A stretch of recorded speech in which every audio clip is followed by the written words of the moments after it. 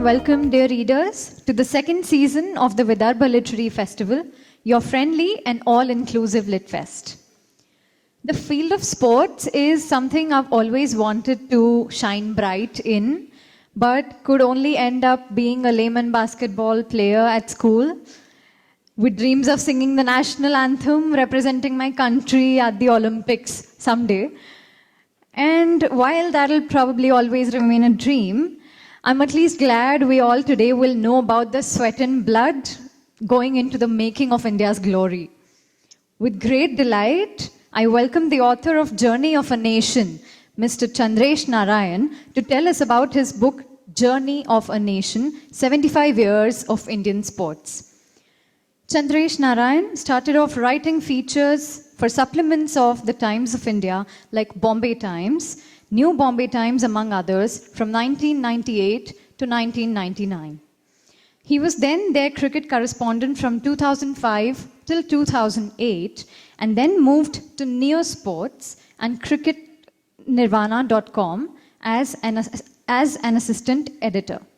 He also served as senior reporter for the Indian Express in Mumbai and Pune from 2001 to 2005. Hold on, there's more. Chandresh was also content head of the official website of the Indian Premier League. He served as the media and communications officer and the media rights and digital officer for the International Cricket Council from September 2010 to July 2014. He is now an independent media professional who teaches, writes, and talks on issues concerning the sport. We're so glad to have you with us here today, sir. Our moderator for the session is Mr. Ripudaman Oberoi. Ripudaman Oberoi is a self-employed business person. He loves to read and follow non-fiction podcasts. He's a prolific and well-known quizzer and likes to explore the outdoors of India. So glad to have you all with us here today, sir.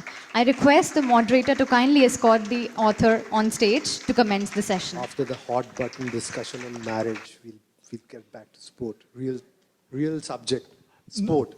But Ripu, just to pick up on that marriage thing, having been a trained journalist myself, I can tell you that being a trained journalist is probably one of the keys to having a good marriage. Because Is that the only key?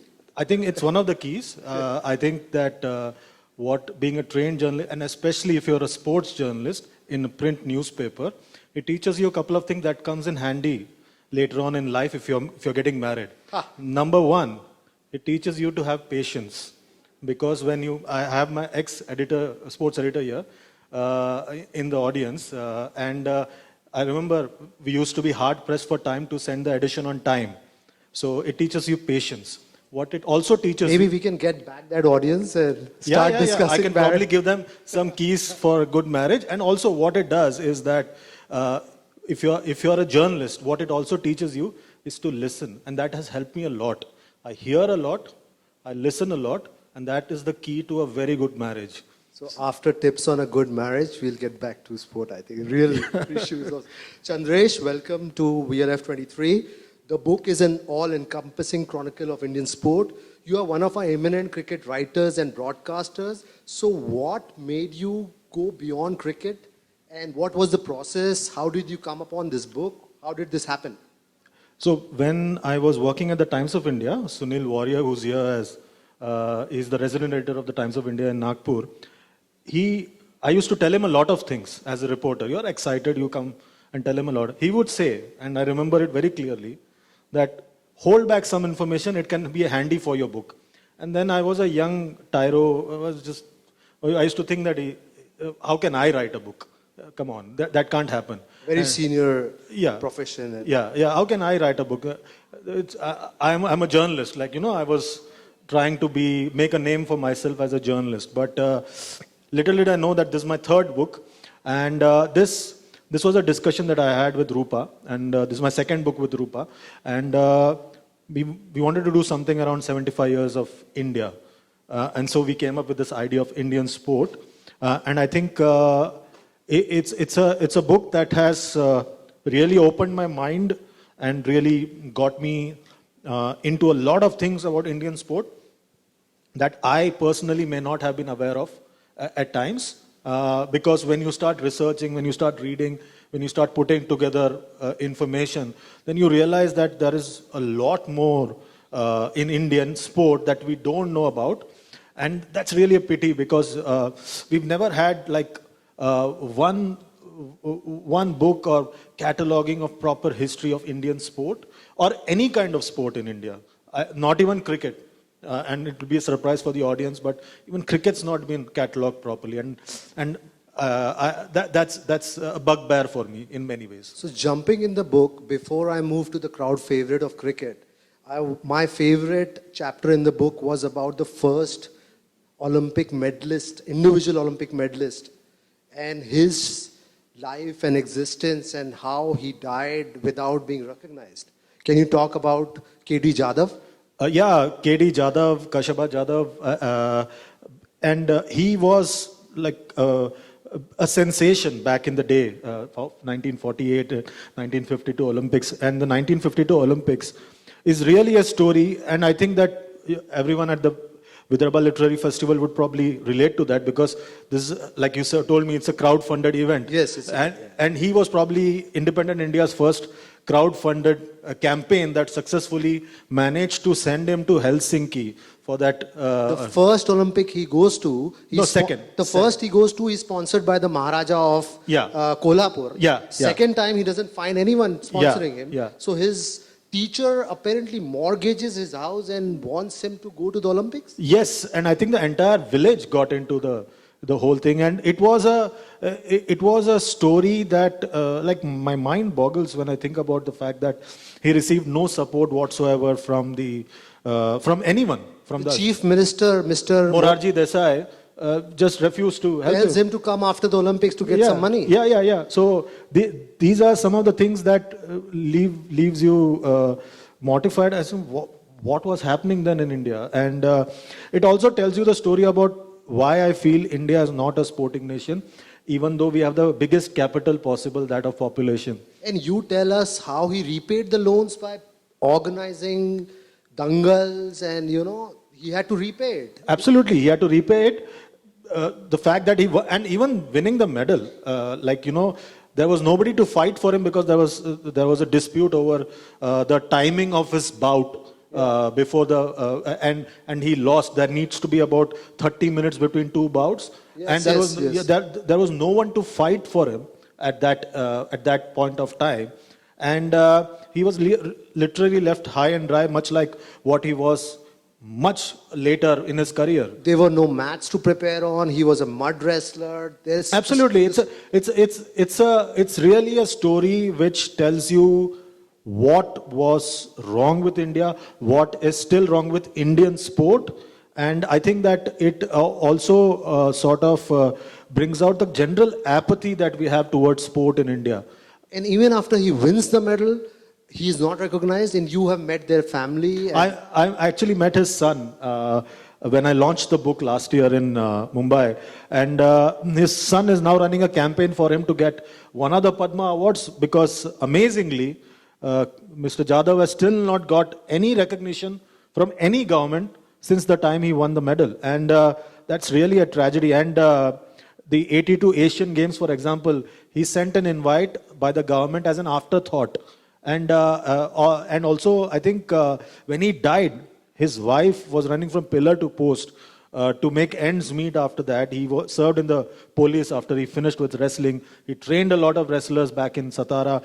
And I think it's really a tragic story which hasn't got the due that it deserves. Now, obviously, say somewhere down the line, they might come up with a movie or a web series or something of that sort, which will not really do justice to the kind of effort the man put in and the single focused determination that the man had to be India's first individual medalist at the Olympics. We are not talking about the hockey because hockey we always ruled the roost post. We will talk about hockey, post the independence. But I think that the fact that Kashyap Jadhav did not get the due is is simply amazing in my mind. Amazing fact that the chief minister did not even pay for it even after he won the medal. Absolutely, absolutely. And it just shows that maybe in independent India, a young independent India, socialism was such a big factor that they thought that making money from sport was a crime. And it's still considered to be a crime. You will still find stories where we celebrate the fact that before the Olympics or before the Asiad or during the Olympics or during the Asiad or Commonwealth Games, if an athlete is the son or daughter of a rickshaw puller or a fruit seller or something like that, then that athlete is someone who's supposed to be celebrated. And if you contrast that, someone like an Abhinav Bindra, who could fund himself and create a shooting arena in his own house, then he's sort of looked down upon at times because of the fact that he has money. So somehow in India, making money of any kind, especially from sports, is considered a crime. Wow. Now we move on to hockey. I think fascinating story of Indian hockey's domination. And I want to talk about Balbir Singh Sr., another forgotten hero, one of the most famous Olympians India has ever produced. He won 3 gold medals. Can you talk about 48, 52, 56 Olympics? So after Dhyan Chand finished with hockey, everyone thought, what next? How will India continue to dominate the sport, especially considering the fact that we had a very bitter partition which took away a lot of things, including singers, actors, and hockey players.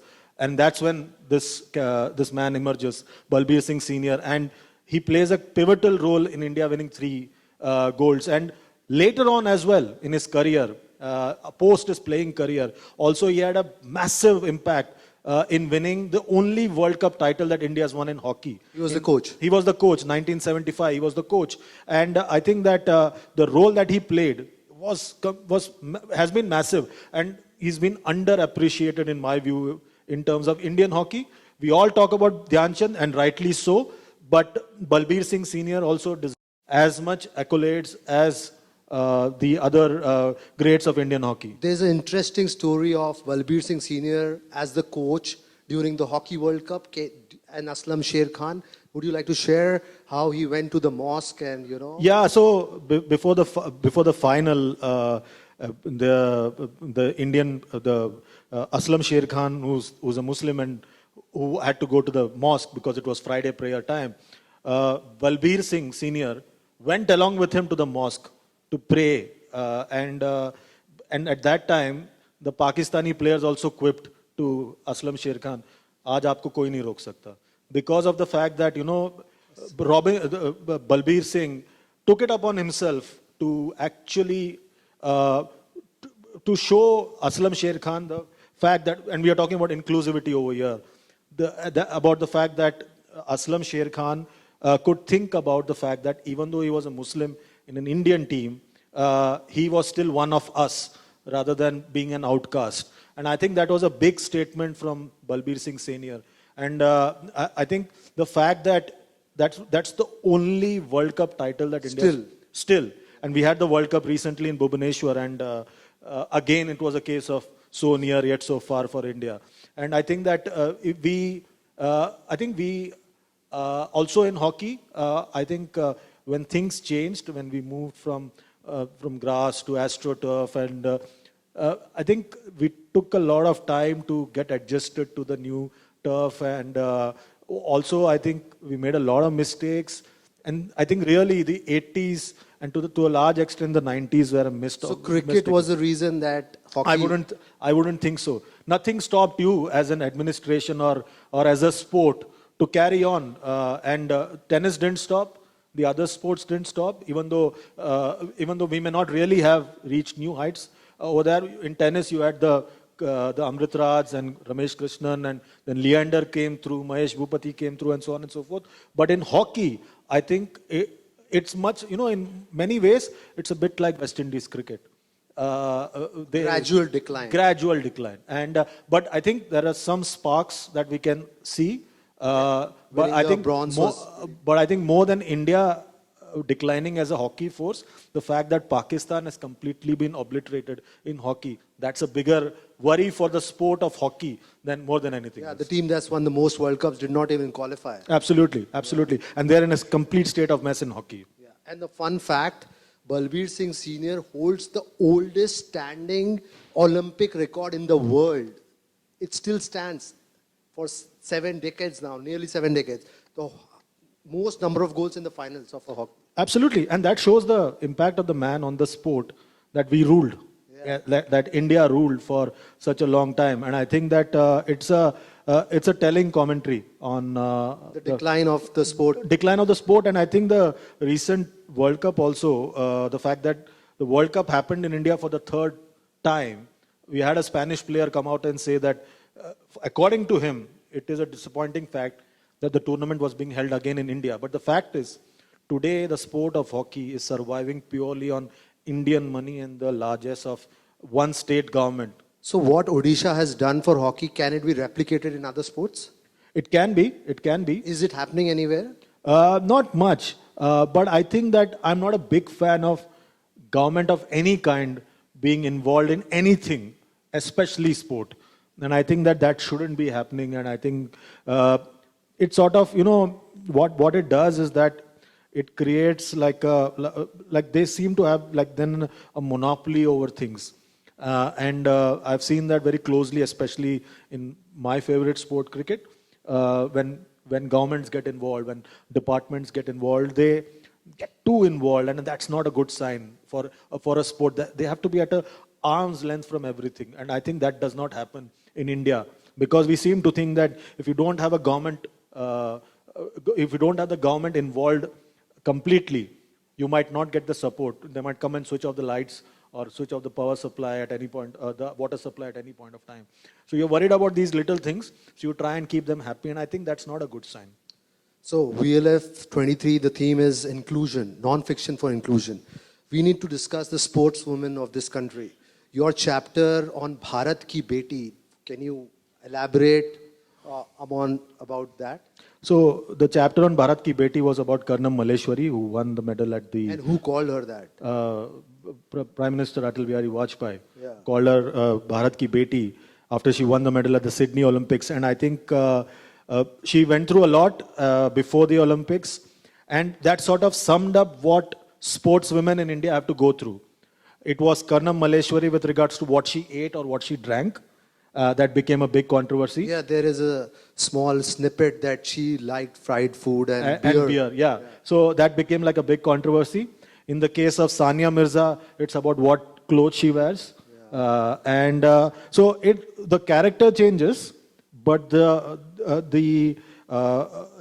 stigma, or so to say, the black mark next to the whole thing of being a sportswoman doesn't change. But despite all that, to see Indian sportswomen really emerging on the big stage is really heartwarming. Yeah, Sindhu and... Yeah, PV Sindhu is, I think that if she carries on and next year, fingers crossed at Paris, if she manages to do something more next year at the Paris Olympics, I hope then she could probably be India's greatest athlete. Alongside Neeraj Chopra, because no one can take away from the fact that Neeraj Chopra... Alongside Balbir Singh Sr. Balbir Singh Sr., yeah, absolutely. So I think that these 3-4 persons, I think, really deserve all the credit. But I think the fact that PV Sindhu, Saina Nehwal, Sania Mirza, Sakshi Malik, Mary Kom, Lavleena, the list goes on. The list goes on. Deepa Karmakar, even though she didn't win a medal at the previous Olympics, the way, the gut she showed, the determination she showed, in a sport that Indians haven't really shown any kind of wherewithal till that day, that when she turned up in gymnastics. I think that that's something that really stands out for me. And I think the fact that all these sportswomen have been able to beat the odds, because remember, in India, it's not just about being there at the Olympics. They have to first beat the system. They have to beat the society. They have to beat the prejudice. They have to beat the stigma, and then turn up at a multinational event. Currently, the Indian wrestling women are fighting against the federation, they were sitting on a dharna. Yeah.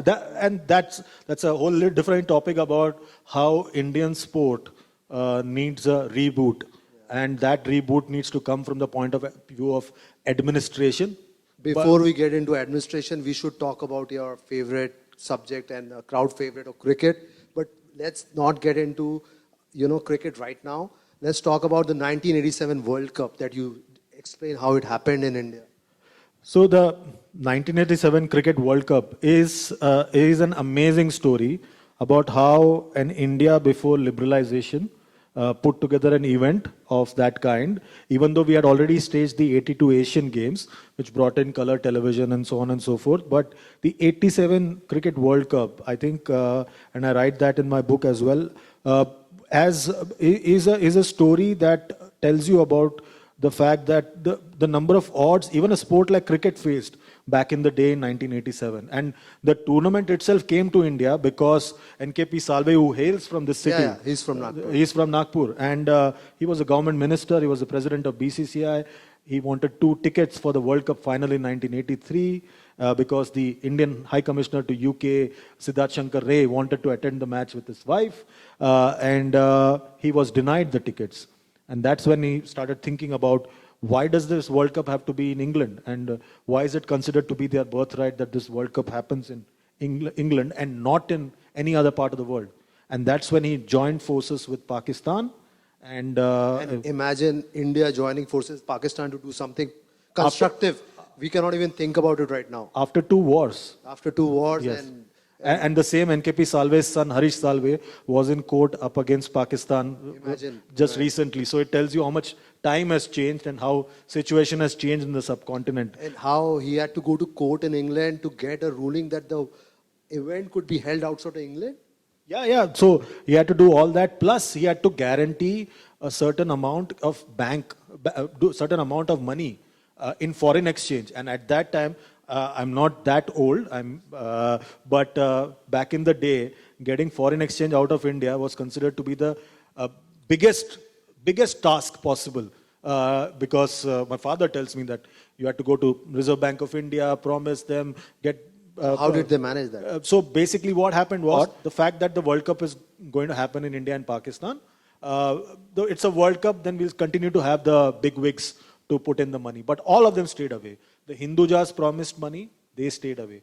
Finally, it was Prime Minister Rajiv Gandhi who stepped in after Reliance. And today, Anil Ambani is a vilified figure in Bombay. You tell us the story about him going to... He goes to UK and he vows the entire audience in the International Cricket Council. And before the World Cup itself, he's a big star in Pakistan.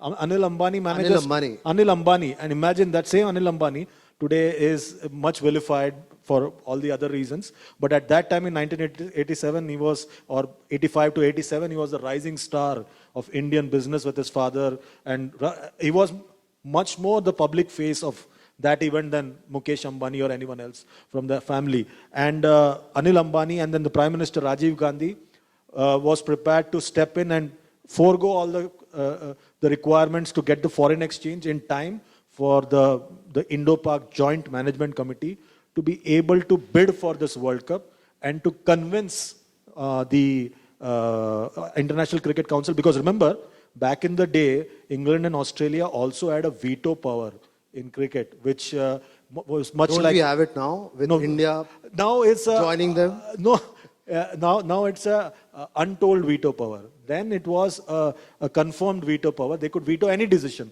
You may come up with anything. Those two could say, we don't like it, so let's dismiss this particular topic. And but that time they managed to do that. And they still had issues. They still had issues with regards to telecast. Today, BCCI makes about 50,000 crores from IPL media rights. At that time, there was just Doordarshan, and Doordarshan was refusing to pay any kind of money to the BCCI or the Board of Control for Cricket in Pakistan for telecasting matches. BCCI was prepared to not telecast the matches. In fact, they had a deal with the advertising agency Mudra that the matches may not even be telecasted. Again, Rajiv Gandhi had to step in because the Mandarins and Mandi House, that's where the Doordarshan is housed, had to be told to fall in place, or we would have had a situation where the entire 87 World Cup, which later was produced and it was everybody loved the way they produced the telecast. It was uh, it was a situation that was saved. The day was saved by Rajiv Gandhi. I think Rajiv Gandhi played a big role, much like it did in the 82 Asian Games. And I think those days and even now at times, you need somebody really at the top to push things along. So who's going to push the India-Pakistan games, Asia Cup currently? Is that happening? I don't think it will happen in Pakistan. And I don't think it is going to ever happen in Pakistan, at least for another ever. India-Pakistan cricket bilateral won't happen. I would be very surprised. And there are a lot of other factors that we've already spoken about backstage. I think that it will never happen because there are a lot of other issues involved. Political issues. Political issues, domestic politics, international politics, everything put together. Okay, you have been closely associated with the IPL. Everyone wants to know, did it come due to the ICL launch or how did that happen? No, it didn't come due to ICL. It was something in the works. Story of IPL. The story of IPL, the ICL, it didn't come because of the ICL. In fact, the IPL was supposed to be launched as ICL in the 90s, but as a 50-over tournament. Back in 1996, Lalit Modi, Arun Lal, the former India cricketer, actually went to the BCCI and made a presentation and said, listen, we can play this 50-over league between states, between franchises. We'll call it fancy names like Punjab Lions and so on. But the BCCI went through the presentation that they made. They said, no, we are not interested. It was Jagmohan Dalmia, the previous innovator sort of things, who didn't find the whole idea appealing. It was later that that idea was revived as a T20 tournament. And it didn't happen because of ICL. ICL just happened to launch 5-6 months before the IPL. But the IPL happened because of the fact that the idea was already there. It was just implemented much later in 2007. And also, I think a large credit, again, someone like a Sharad Pawar who let things happen. Otherwise, there could have been a case where India, I think we Indians are a little conservative at times. We don't like change. We like change slowly. The biggest example that I give always is of baggage tags at airport, which used to be in place only in India and nowhere else. And everybody used to, and we've had situations where we've lost the baggage tag and gone all the way back to the counter to get the baggage tag again. And I think that ultimately we got rid of it, and Indians still couldn't believe it for a long time that the baggage tag is not there. They would double check with the counter. I think something like that with cricket and all other aspects of life for India, we take a lot of time. But I think credit to Mr. Pawar that he allowed this to happen. Otherwise, this would never have taken off.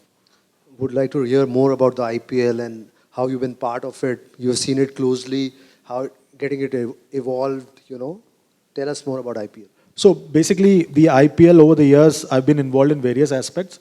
I worked for about 2 years with the official website of the IPL and Champions League, which was then a nascent tournament. And then also I was with the Delhi Daredevils as their media manager for about 4 years. So it was 2 different experiences. One working from the headquarters of the IPL, seeing the maverick called Lalit Modi from close quarters and how he works, not just as the IPL commissioner like he called himself, or also as a journalist. Like an NBA commissioner. NBA commissioner. And that post has not come back again because Lalit liked to call himself a commissioner. And I've also seen him as a journalist.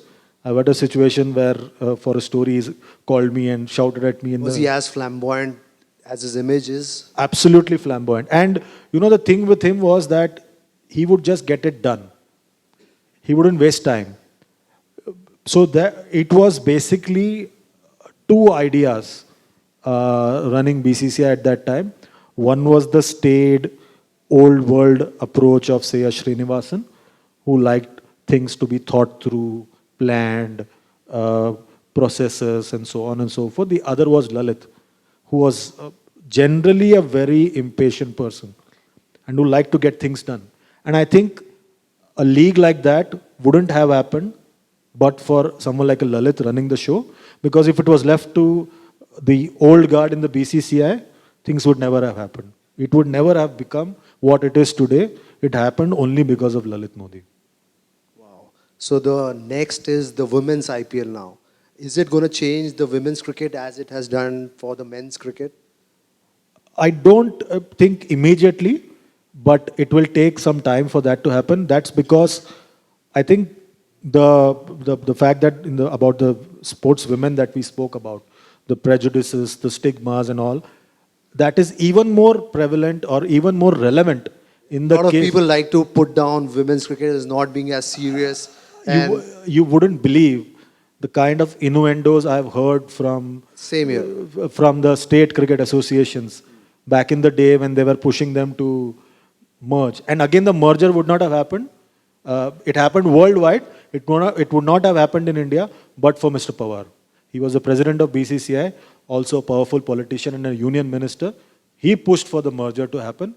Left to the old guard of BCCI, the merger would never have happened. Never have happened. And I know of stories of the old guard of BCCI sitting through presentations from ICC where I worked and dismissing the idea of women's cricket, saying that don't waste our time, our girls don't play cricket.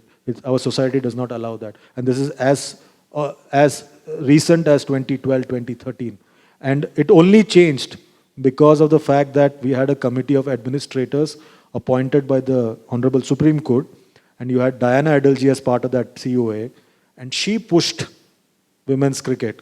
And that's why we heard a lot about the fact that India made it to the final of the 2017 World Cup. And that's when the tide turned.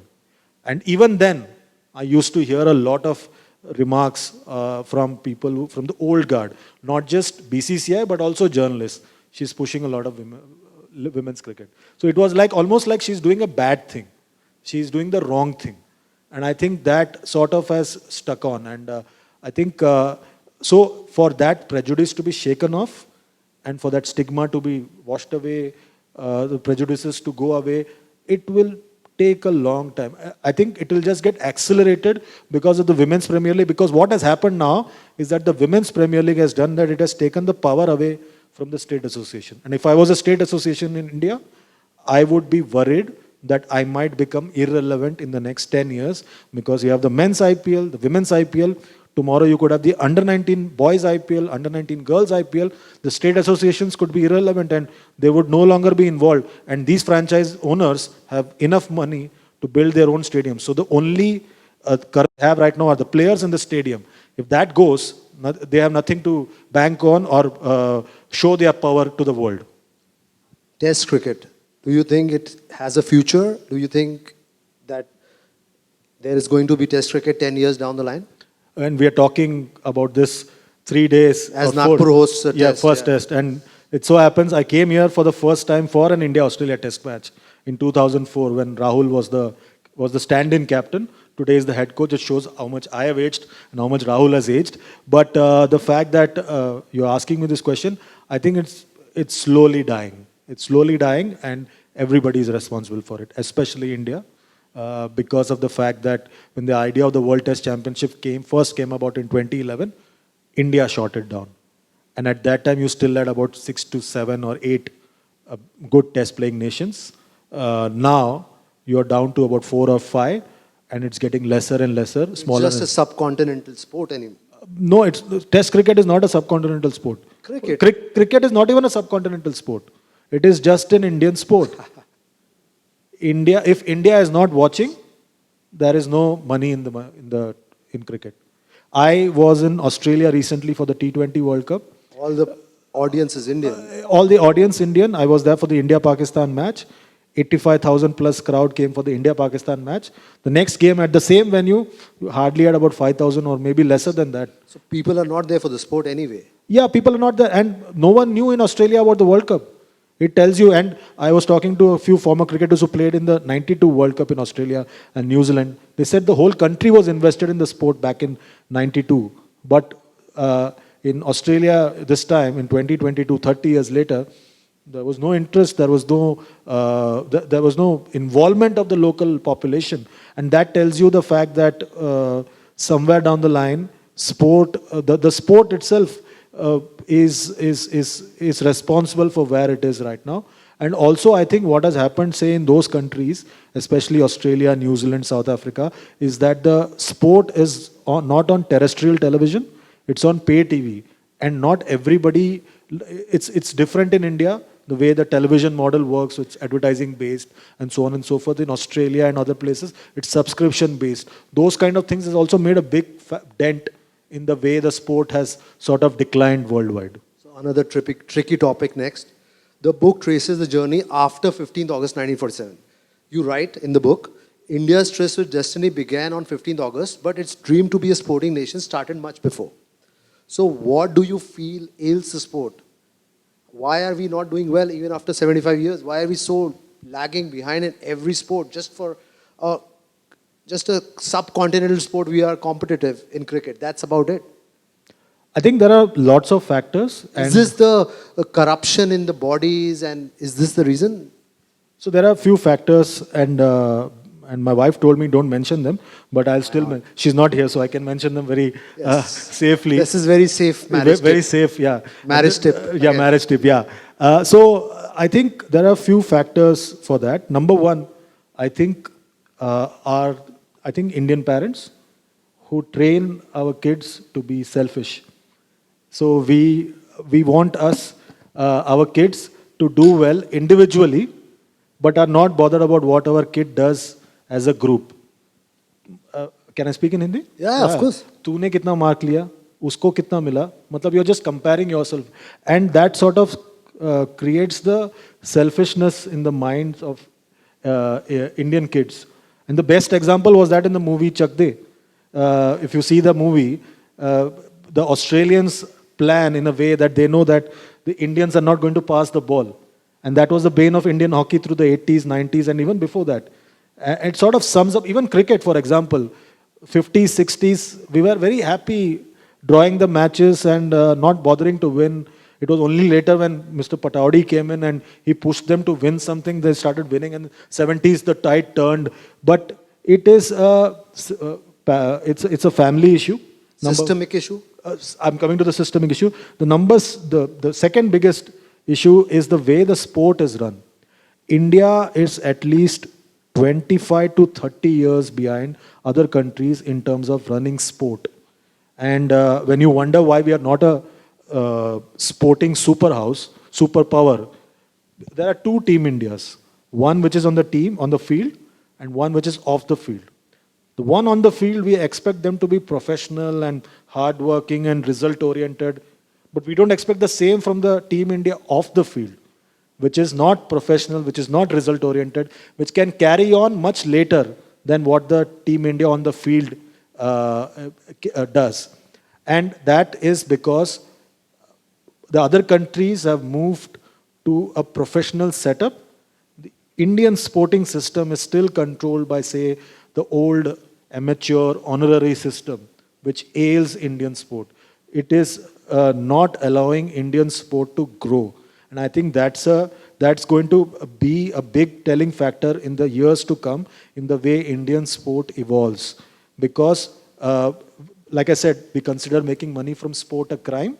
And I think that this has ensured that most of our sporting federations are registered as a society. Like BCCI is... Non-profits. No, society, just society.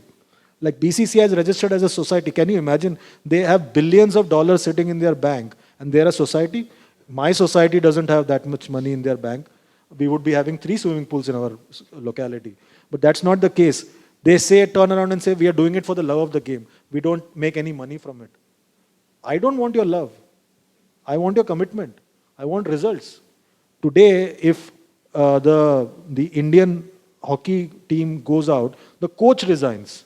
Yeah, sadly, one of the best people around. Yeah. Graham Reed has resigned. What about the Hockey India officials? Why are they not resigning? That's because they are appointed from AGM to AGM. So in BCCI, for example, it is a come September tune that they sing. Every September they have the AGM, so nobody is bothered. So there is no long-term vision. So even smaller countries have vision, like where we are headed 5 years from now, 10 years from now. I don't see any vision or mission from anyone, any sporting organization, including cricket. And that will be a surprise for everybody because most things, especially in cricket, is happening by default. Because we have such a big... Just numbers making up Yeah. so many people, you'll Yeah. get good people anyway. There are so many guys who are not making it to the Ranji Trophy sides who are going to the US because a big league is going to come up in the US. They are giving them employment opportunities. So new H1Bs are going to be on cricket. Yes. Excellent. And then you have guys who played Ranji Trophy. Unmukh Chand is a prime example. He won India the Under-19 World Cup. Next year at the T20 World Cup, he could be captaining USA at the T20 World Cup. Excellent. So that's because they are giving opportunities. They are launching a league where Shah Rukh is going to own a team. Reliance may own a team there. And then you could have a situation where you have like you had the Harlem Globetrotters in the 70s. You do. Yeah. So they still are around. Yeah. And then you could have something like that because some of the top or some of the forgotten international cricketers and local cricketers from India are going away to the States. So right now they are training during the week with kids, and on the weekends they are playing. When the league comes around, the Major League Cricket, MLC, they could be playing, say, 2 to 3 months of top flight T20 cricket. So, but Indians are not worried because we have enough and more people over here. But for how long? You have to remember that the younger generation is moving towards esports. Maybe 25 years from now, if I'm around and if I'm able to write the book, it could have more than one chapter on esports and gaming and so on and so forth. And so that's how the landscape is going to change. And I think that most sporting organizations in India, till we don't move from, say, the concept of honorary secretary to CEO, honorary treasurer to CFO, we produce the best MBAs, we produce the best engineers, but they are not employed by these sporting organizations. My colleagues from abroad at the International Cricket Council in Dubai went to jobs after that to Boxing England, to Commonwealth Games Federation, to Rowing Australia, Archery Australia. I couldn't have thought about something like that in India. The least you can do is to join a private sector and that way get involved in sport. But the sport per se, it's a fiefdom. So you have situations like in wrestling, where you have politicians coming in because they have muscle power, money power. The politicians are good in some ways, like I told you about Mr. Pawar. Opening doors. Yeah, opening doors. That's very important in India. I'll give you an example. 2011 World Cup, for example, Wankhede Stadium almost didn't host the final because all the political rivals of Mr. Pawar instigated people around Wankhede Stadium to go to court. But it was only because it was Mr. Pawar, he could bulldoze things and get things in place and move things along. People like that are required. But the sport has to be run by professionals. This concept of honorary administration has long been junked by the rest of the world, and we are at least 30 years behind. And that's why we are happy being also RANs, because you know what, apart from the kids, also our sports persons are taught, bas itna hi. So what they do is they do enough to get a certificate that they played a particular sport and get a job. They are happy being that. Because you're not secure, you don't know what's going to happen next. You don't know who you're going to piss off next, for want of a better word. So I think that there are multiple factors, and till we don't correct this, we'll always struggle to be a sporting superpower. We can discuss, but we need to open this for some questions, please. Yeah, hi. We see a lot of international players when we speak about cricket who are participating not only in their home nations' leagues, but participating in other leagues as well. But we don't see that happening with Indian players because of certain cap or certain rules that are being governed by BCCI.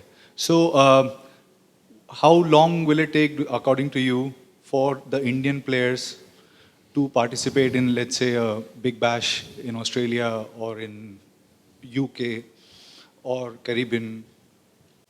I don't think that will happen anytime soon. And I think that is because the whole sport, like I was just telling Ripu as well, the whole sport rests on the Indian audience, the Indian money. So if the Indian players start going around playing everywhere, the BCCI and the IPL misses out. And I don't think the BCCI will want that. The money comes in on the basis of the fact that you have an Indian player playing the IPL. If the Indian player is going to be present in 10 or 15, 20 different tournaments, you could have a situation where the pie is divided, and I think the BCCI will never want that. But doesn't it affect Indian cricket for the worse? It affects If our guys don't go and play abroad, those guys get better when they play in India. Yeah, and I think it is happening more and more. You can see that also say, I'll give you an example, say of the Indian guys who shouldn't be playing the IPL, say Cheteshwar Pujara, Ajinkya Rane, and so on and so forth. They don't want to miss out on the fact that the IPL is going on and I need to be part of this bandwagon, despite knowing that they may not get a single game. That time can be utilized by them, and they are not even telling them that you go away, go and play English county in the month of May and June, when the April and May, when the maximum number of red ball games happen. So not just in terms of not developing skills or not being in situations. You know, the main reason why Indians did not succeed as much as the Pakistanis when it came to playing in county cricket is because when they were put in the spot, and you know, as a professional, you're demanded more because you're being paid. They're paying through their nose to get you to UK and play. They couldn't do that because they were this superstar. There's stories about Indian cricketers, say Yuvraj Singh and Sehwag and everybody. The Pakistanis mingled with the Englishmen post the game, sitting in the club. You know, those are skills that they developed. They didn't know. Lahore doesn't have a big drinking culture that they go and sit in the club after that. They sort of mingled because they realized that this is the way for us to develop and become better at what we are if we want to make some money out of the sport. The Indians, by 2003, after 10 years of liberalization and the economy opening up, they could not mingle with the county circuit. We've had very few Indians except Farooq Engineer or Pataudi or Shastri or Murli Karthik who've been able to successfully assimilate themselves with overseas teams. And that comes from the fact that we are our own superstars. So we are not able to... Too full of ourselves. Too full of ourselves. So we are not able to adjust to that culture. But if you are able to play in these leagues, your mind's open. You're going and playing there. You're meeting different people. You are responsible as a professional. You are one of the 3 overseas professionals in 11. You are responsible. And the same, you see the women now, they're playing Big Bash, they're playing the 100. You see even the hockey guys, they're going and playing abroad if they get opportunities. Because in India, there's no hockey club culture. So then that's one of the things that was pointed out by a lot of people. And I think that till we don't go and assimilate ourselves, put ourselves in different situations, different cultures, we will not learn because we are just happy being ourselves in our own culture. Hi, Chandresh. Would you support the theory that in fast-paced, stamina-intensive sports like soccer, hockey, athletics, athletes from the subcontinent have traditionally not done well because of physiology? I don't think that's the case. And in any case, I think Sunil's here. Sunil has covered sport longer than I have. And I think in the 80s, you know that we have this tribe called the Siddhis. I don't know if you know about them. Yeah. So the Sports Authority of India came up with a project to train them with an idea that they would be part of the 2000 Olympic Games. The project went on till 1993 and then it was stopped. And we did get some athletes. We got Jude Siddhi, who was India's goalkeeper. We got a few boxers here and there.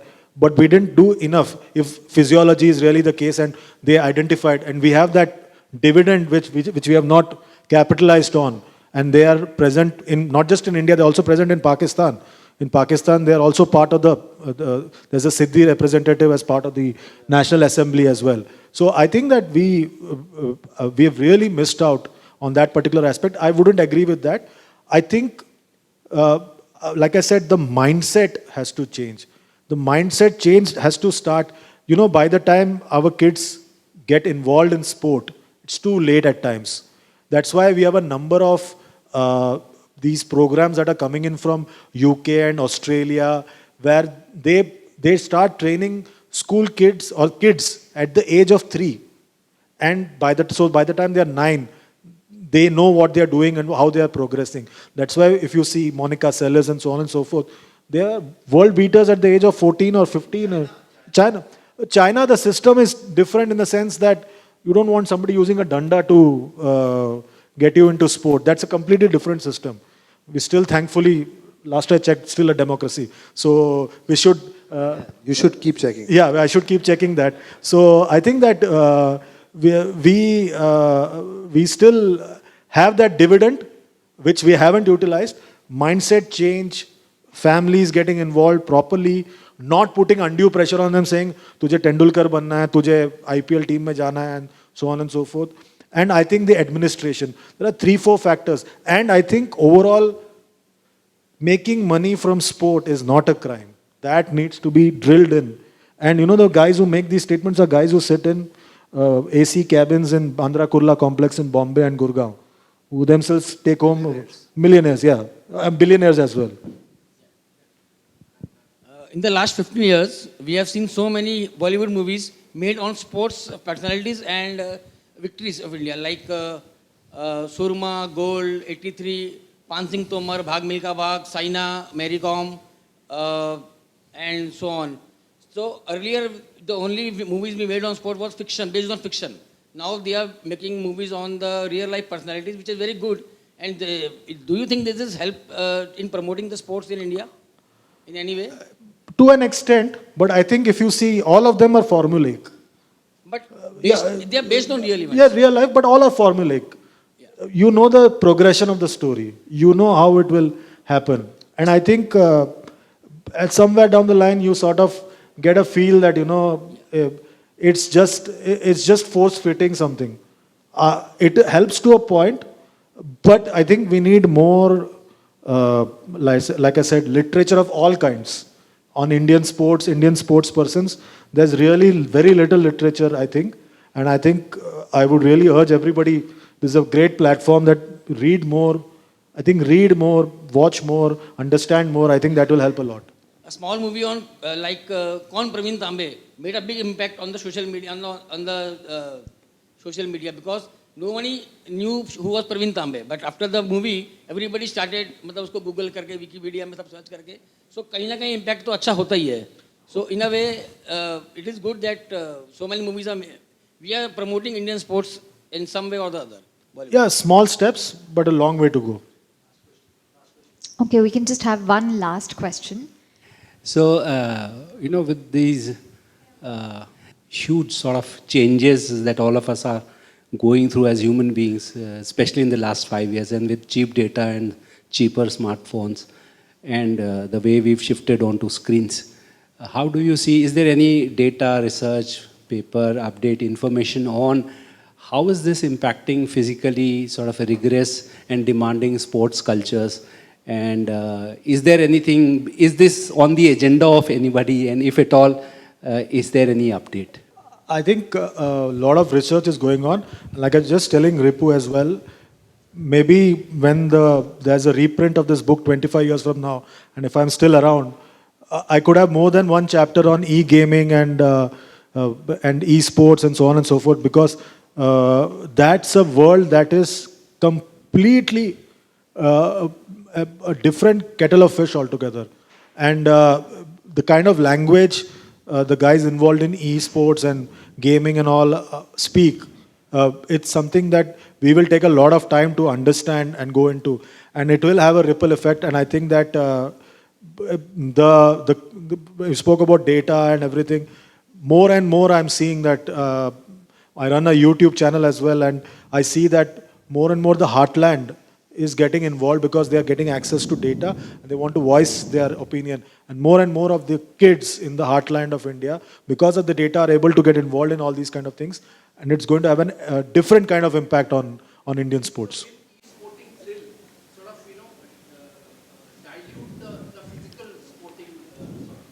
It won't completely dilute, but it will certainly have an impact.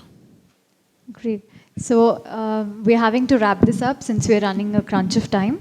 Thank you so much, sir, for such an intriguing session full of facts never really heard of before. Thank you so very much. Thank you. For all the knowledge and fresh insights we could soak up today, all that we are is extremely grateful and happy. Appreciating art through art is the least we could do. So as a token of our appreciation, we would like to present the author with a unique painting customized specially for him by Saili Chaudhary from Alag Angle community.